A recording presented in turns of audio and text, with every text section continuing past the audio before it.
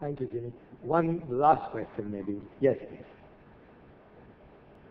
This relates to the impact that wealth creation has had in India, and I believe that we have actually polarized the country. We are, instead of becoming a more caring society, we've become a more callous society, and you can see this aggression, violence on the street everywhere. Do you have any thoughts on how we can address it as an IT community? Yes, very broad. Maybe I should ask Anand as the person who sort of distanced himself from IT a little bit to answer that one. I suppose you asked me because my talk was the most abstract. I thought maybe you had a spiritual, mythological answer to it. Well, since I talked about somebody being vanquished and torn apart on his knee, I'm not sure I'm the right person to answer this. But, I'll just tell you, I'm very pleased you asked the question. I didn't expect anyone to ask a question like that in an IT gathering. And I find that very reassuring. I'm sorry, I'm digressing a bit, but we run a scholarship fund, and I remember that one of our meetings, we get a lot of people who want scholarships for going to study IT. And when we were asking somebody, he was somebody who had been working in I believe in your old area, the atomic energy area. And just to be provocative, I asked him the question of, do you realize what you're helping build? It may be a nuclear weapon. What do you feel about that? And he just said, I really don't know about that. This is the part I'm doing. And to me, that was the most dangerous answer. That we are breeding a whole bunch of people in our much wanted education system who see only a part of the elephant. I was being provocative. I didn't know whether he was building nuclear weapons, but that one-dimensional answer scared me. So I just, first of all, want to say that I'm very heartened that you're asking the question. And I think that there is the answer, that we have to be a society that continues to question.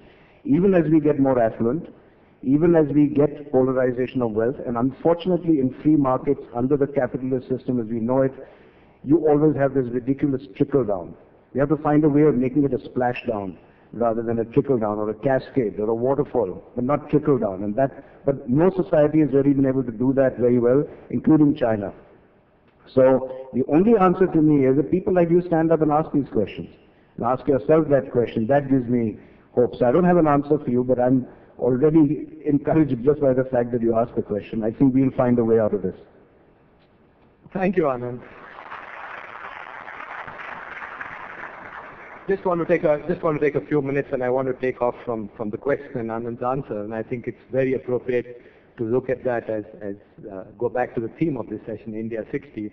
And I think we have some outstanding achievements to our credit in which we can all take pride, not just Indians, but the world at large, to see such a large country make such progress under a form of governance which keeps people free, which lets them do what they want, sometimes a little too much, but lets people free. And I think there's a tremendous amount of pride that all of us can take on where we've come from where we were.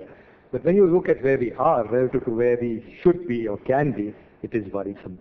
And I think this last question, and Anand's very, very, I think, apt and thoughtful answer, tells us part of that story. I think we in this room here have in our own countries around the world contributed a great deal to improving society, to creating wealth, towards creating new things, towards innovating.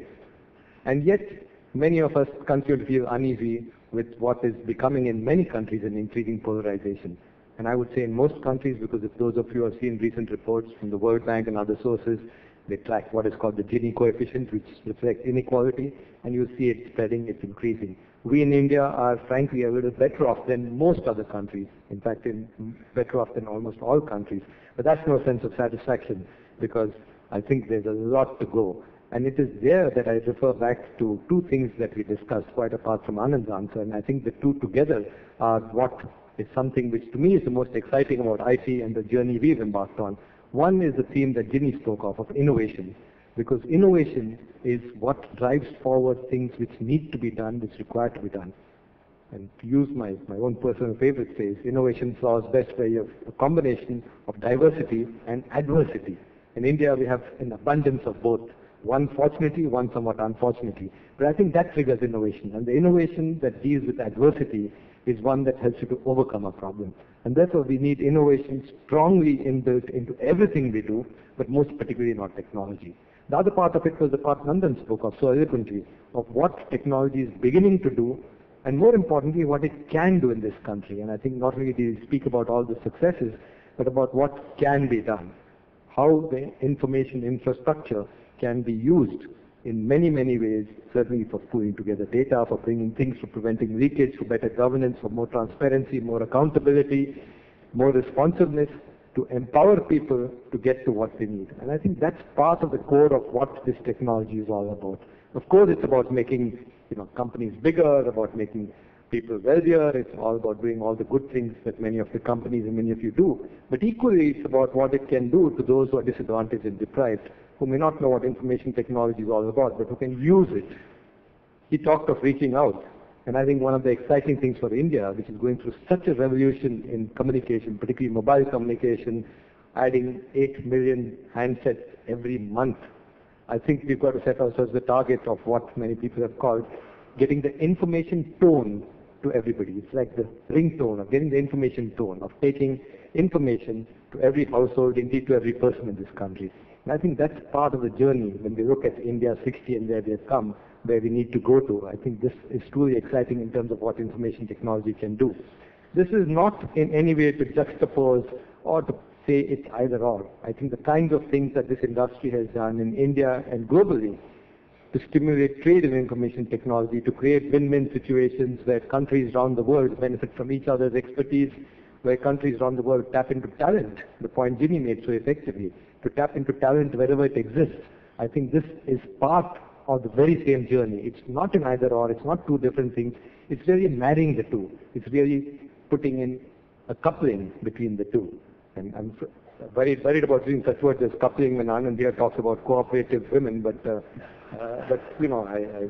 this is now really taking that advanced technology, if you look at it as an engine for growth, and then coupling it to India's disadvantaged backward economy. I think we do need more seriously that linkage, that coupling, because that is what will make us less distinct, less of a little enclave up there, less elitist, and connected with India. And what better way to connect than something that doesn't need physical infrastructure, something that you don't have to wait to build that road, you don't have to wait to set that electric line, something that can go electronically.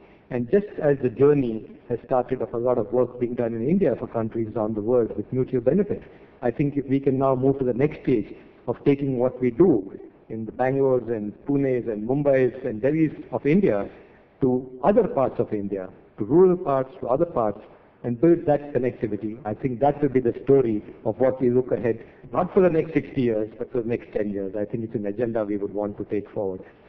I think that's part of what underlay this session, and I think we had, as I said at the outset, 3 different and phenomenally interesting perspectives. I want to, on behalf of all of you and on behalf of NASSCOM, thank our 3 speakers for so well putting out points of view that came out so very well. Please join me in thanking them.